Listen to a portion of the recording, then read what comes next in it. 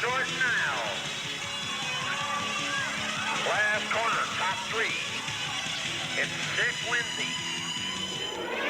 We're back at equipment with Titan representative Bob Furry. Bob, tell us about some of the smaller parts on a BMX bike.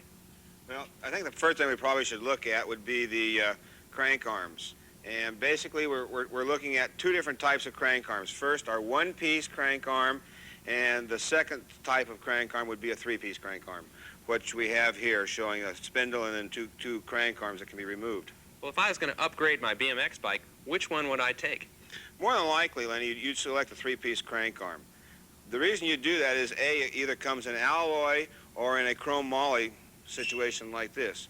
The reason you have this is because it also comes in different crank arm lengths.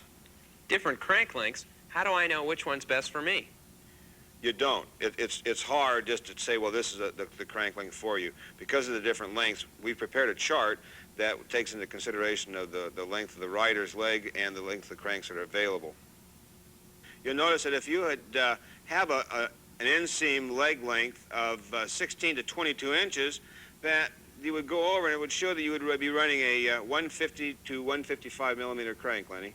Sounds good, Bob. I guess we're cranking right along. Are there any other components that are important on a BMX bike? Sure. If you notice, I've brought some other items here. One would be seats. This is a seat that features a chrome moly seat post and a nylon plastic type of a seat. Bigger riders are going to use this because they have the ability to change the angles of the seat to fit their bike and everything else as they grow larger. The other style of seat is the lightweight uni seats that are designed for younger riders. The uniqueness of these is the fact that they are one piece, again for lightness. Sounds good, Bob. I guess I've got a grip on seats. Speaking of grips, grips is another area that our riders should be concerned about. Not from a tearing factor, because anytime you fall, you're liable to just damage your grips. But the thing that you want to be concerned about is the fact that these grips happen to be different in length and in diameter. The smaller grip is designed for the younger rider, and the larger grip, of course, is for the larger rider. It gives them a good grip on things. Wow, so far I'm already a better pedaler. Peddlers. Pedaling. Pedals are probably one of the items that really take a lot of abuse in your bike. You're going to be going down on them a lot. One of the things that you should be looking for in adding pedals to your component list for your bicycle is the actual size of the surface of the pedal. A larger surface is going to give your foot a better position for pedaling. But you're going to be wearing them out, so in the pedals, you want to also make sure that you have cages that you can buy. And this company here, this Urchins, makes an excellent replacement cage, so as you start to wear your pedals out, you can replace them with the Urchin cages, giving you a good, sharp pedaling surface again. We're doing pretty good, Bob. Why don't we look at BMX hubs now? What kind of hub is this? That's a good example, Lenny, of a alloy loose ball hub. Kind of standard. Is there any others? Sure there is. If you'll notice here, I said loose ball. The other type of a hub that a lot of people use is a seal bearing hub. The reason they like to use a seal bearing hub is because ease of maintenance, and it still rolls very smooth and very free. Additionally, I have the ability to go ahead and put a smaller type of freewheel onto here. This happens to be a 15. I can also use a 14, and it simply screws on. However, if in my selection of gear ratios, I wanted to put a different size on here, this hub is what is known as a flip-flop, and I can merely flip it over and make another gear selection and put it onto this size of a hub. Sounds like a lot of gear selections, Bob. Is there any way I can tell which gearing's best for me? There is. All you need to do is be able to understand how you figure your gear ratios. Once you understand how to figure your gear ratios, then you can go ahead and make that applicable to the actual track racing conditions are going to be other. And we prepared a chart to explain first how to figure the gear ratios and then how you use those on the actual track. Let's take a look at that. You need to be able to measure the diameter of your wheel, take that figure in inches, multiply it by the number of teeth in the front of your chainring that you're using, turn around and then divide that figure by the number of teeth in your rear freewheel. And that is then your gear ratio that you're running on your BMX bike. Sounds pretty good, Bob. Now that I know how to figure my gear ratio, how should I use it?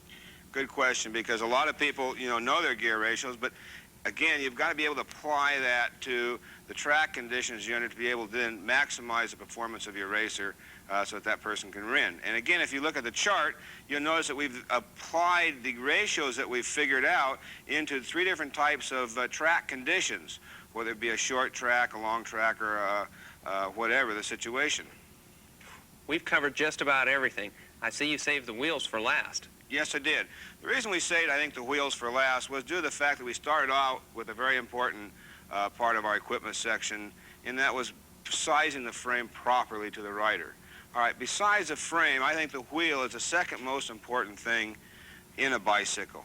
And we have a number of wheels, and let me start off and go through and explain the importance of each. This wheel here happens to be a sew-up, a 20-inch sew-up. What's a sew-up? What's... A sew-up is where you actually have an inner tube and a tire all into one, and it's not the usual configuration. It makes the wheel much lighter, and therefore it's used on our smaller riders for performance. Great. What's next? Next, we have a 20 by 1 1/8 wheel.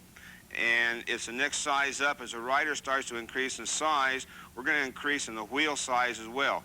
We're still going to keep the diameter or the width of the wheel small.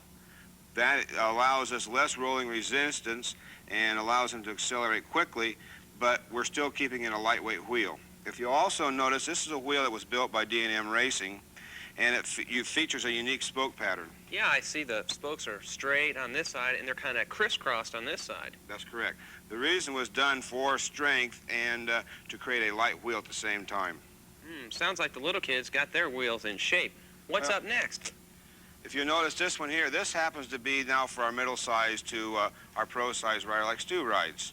And it is what is considered a 20 by 1 1/2 because of, again, the tire width. And the tire width increases as our rider size increases. So you mean 20-inch this way and about 1.5 inches this way? That's right. Also, another common size that riders use is a 1/75, which again is the 1 3/4 inch width instead of 1 1/2. Oh, I see. So I just size it up that way. What are these bigger wheels you have over here for us, Bob? The bigger wheels we have here are our cruiser wheels. And remember in our first section we talked in terms of the cruiser wheel that was a 24-inch in diameter. Well, you don't have to be a large racer to run cruisers. Many younger riders in the 9 and up age run cruiser wheels. And this happens to be, again, a small cruiser wheel that they use. I see it's spoked with the straight pattern on this one. Another D&M Racing wheel. If you notice, this happens to be the front wheel, so they radial laced both sides. And radial lace means drawing the spoke from the hub out to the rim in a straight pattern without any cross. It also, again, as you can see, the narrow profile of the wheel for less rolling resistance, quicker acceleration due to the lightweightness of the rider. The littler guys are on the thinner tires then? That's right. And when we get to our larger cruiser racers, they again run a 24-inch wheel, which is basically the same size as that. The difference again being the cross section of the tire. With their larger size, That's this here? That's correct.